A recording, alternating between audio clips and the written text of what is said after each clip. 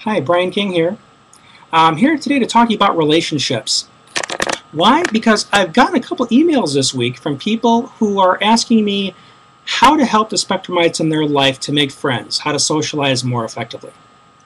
And this is a very loaded question because social strategies is a very elaborate, very complex skill set.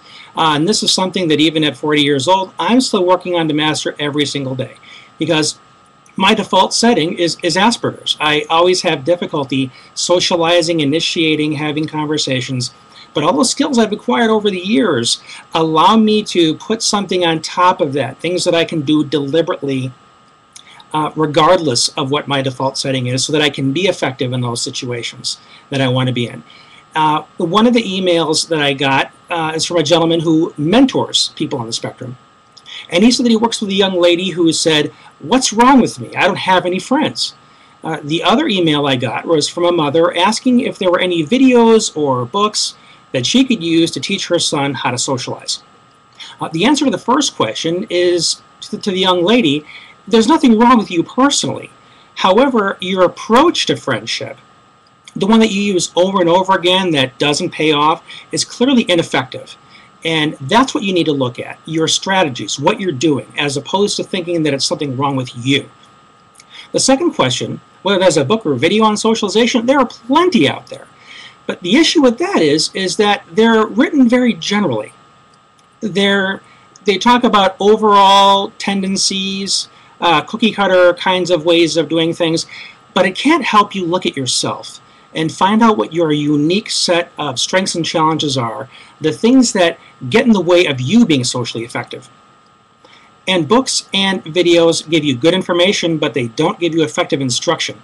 Instruction is when someone sits down with you, helps you get to know you, helps you find out those very unique things about you that you do to sabotage your own efforts. Those are the things that you can only learn by doing the work yourself, by looking inward. Those are some things you really can't get from a book, especially if you're younger.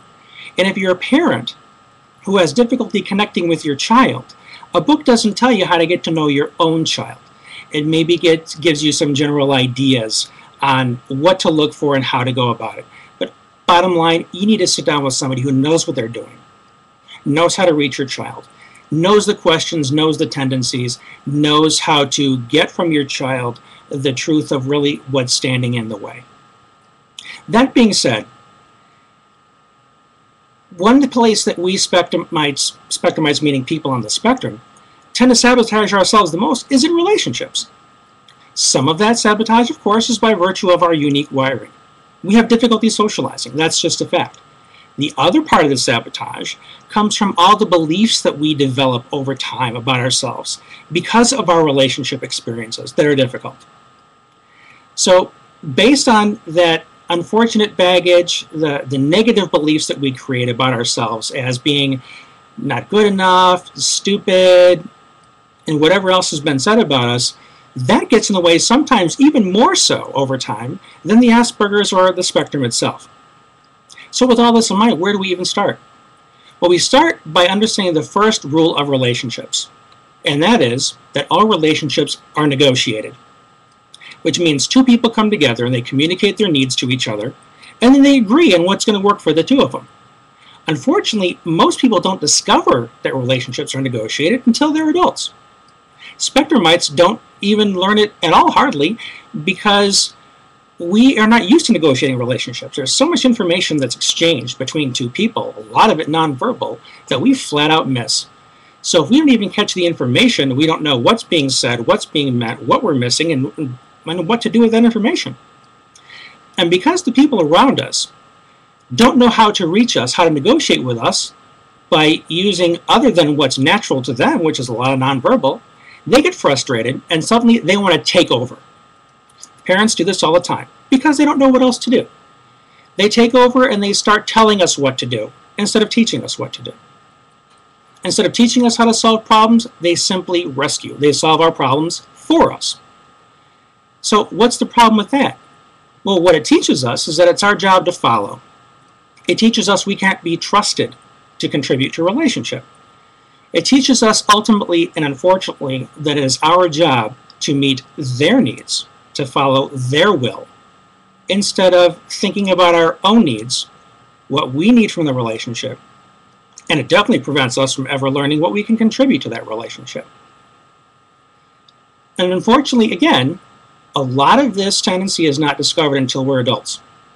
We grow up being enabled by the school system, being told what our needs are, being told what we're supposed to do, how we're supposed to do things, never learning what our needs are and how we need to do things. Then we grow up as adults, having followed all of our lives, followed other people's will, only to be pushed into independence and fall flat on our face. And then many clients come to me today because they're young adults who go into college and it didn't work and they don't know why it didn't work. It's because they never were part of relationships that were negotiated. So in order to prevent that today, what do we need to figure out? How do we begin to negotiate relationships when there are so many difficulties with even knowing what to do, how relationships work, what's being communicated, what's not being communicated?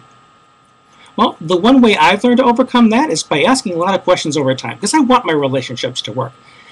And what I realized is that relationships have three parts.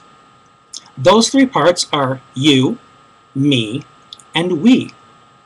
Now, as Spectrumites, we tend to defer, of course, to the me part. We think we can walk up to somebody and they'll talk about what I want to talk about, and they'll be interested in what I'm interested in because my needs are pretty much all I know. Well, that's only the first part. There are two other parts.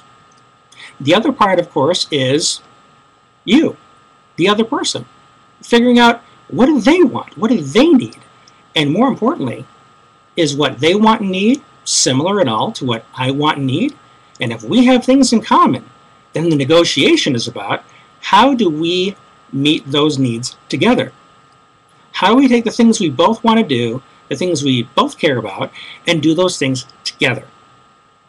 Now, a lot of social skills trainings are very well intended, mind you, but they jump right past that and they go right into this is what we need to focus on, and this is what we need to do to make friends, when they don't even do the underlying stuff of understanding that there's you, me, and the fact that we don't understand the other people, and then coming to the point of figuring out how do we do it together.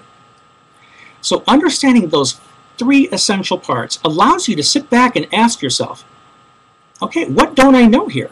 I know some of the me part, but I don't know the you part. I certainly don't know the we part. Maybe that's what's missing. Maybe what I'm doing over and over and over again that's not effective is the fact that I'm only on part one, which is me. And those other two parts, if I asked enough questions and got enough information and knew what I didn't know, I could start getting the information and getting the skills to fill in those gaps so that I can have the ideas and the understanding of what goes into not only the structure of a relationship, but the skills to make the we something that's more accessible for myself and for the other person I want to be friends with. Now, I understand that this is a lot to take in a short amount of time, and there's so much more I could talk about. But this is something I spend months with my clients on. And the more motivated ones, we can go even faster. But hopefully this is something that will get you pointed in the right direction. Because you deserve to have the relationships you want, but unfortunately you just don't always have the skills to do it. But the skills are accessible, they're doable. And I spent a lot of time in my life trying to figure this stuff out. Because that's the only way I'm going to have the relationships that I want, is by doing the work, by making my contribution. It's harder for me, and I know it's harder for you than it is for another neurotypical. But sometimes you need to work harder to get more. That's just our reality. Sometimes you may say it's not fair, but it's our reality. As a parent of a child on the spectrum, it's difficult to try and help other people understand your child. It's even more difficult to help your child understand others. But instead of solving their problems for them, instead of telling them what to do, how to do it, what they're supposed to believe, what they're supposed to be doing, help them understand themselves. Help them understand what they need, what they want. And in your relationship with them as a child and as a parent, don't let it be about lectures and telling them who to be and what to do. Have it be about how to partner as parent and child. How to do